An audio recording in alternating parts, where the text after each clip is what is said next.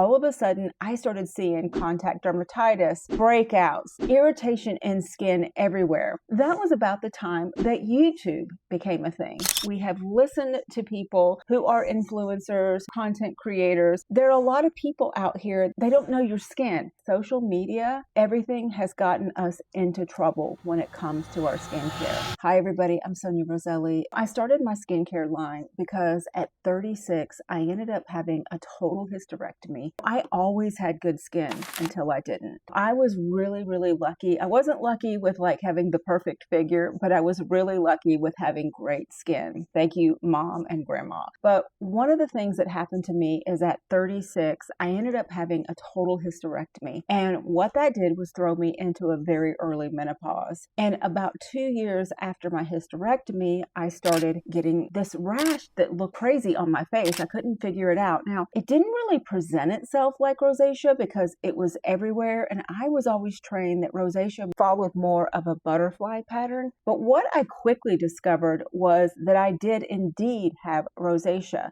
I also had a broken skin barrier. So when I was a makeup artist, I've been a makeup artist since the early 90s. And one of the things that I think is so interesting is that back in the day, you could not get retinols or anything over the counter. That was left to your facialist. Then in the mid 90s, the skincare industry decided that they were going to let consumers be in charge of their own faces. It was almost this whole marketing ploy of like, be your own esthetician at home. Well, first and foremost, a bad idea. Second of all, that's when we started getting into trouble. I started noticing a little bit of irritation showing up in my clients' faces, but it wasn't a lot. Then fast forward to 2007, I'm opening up my makeup studio where I do makeup classes, and I do skincare and facials. And then around 2007, 2008, it became very apparent very quickly. All of a sudden, I started seeing contact dermatitis, breakouts, just irritation in skin everywhere. I could not figure out what was going on. Did something happen? Is there a chemical that we're using in our skincare that all of a sudden people are having an allergic reaction to? Is it because we took out parabens, because we demonized parabens for so many years? I couldn't figure it out. But then fast forward a few years later when I had my hysterectomy, what I realized was that, oh my gosh, that was about the time that YouTube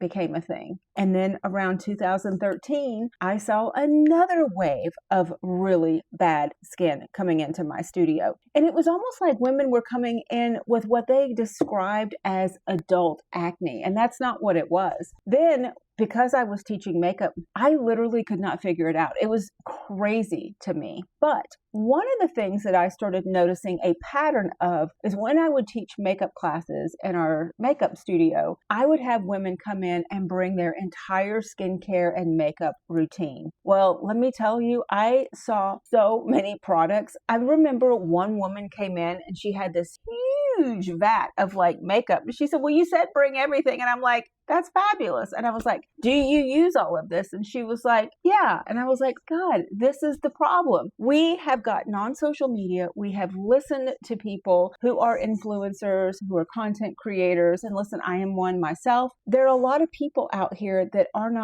they don't know your skin. And what I quickly started to realize is that social media and everything has gotten us into trouble when it comes to our skincare. So when I decided to start creating our skincare line, one of the things that I wanted to really focus on was a gentle exfoliation. Now, remember back in the day where we just could not get exfoliators or anything else? The other thing that I was noticing is that women were using way too many exfoliators. They were using exfoliator in the morning. They were using exfoliator at night. They were using exfoliator at lunchtime. And then they were doing it 7 days a week on top of their tret. And I'm like, girl, slow down.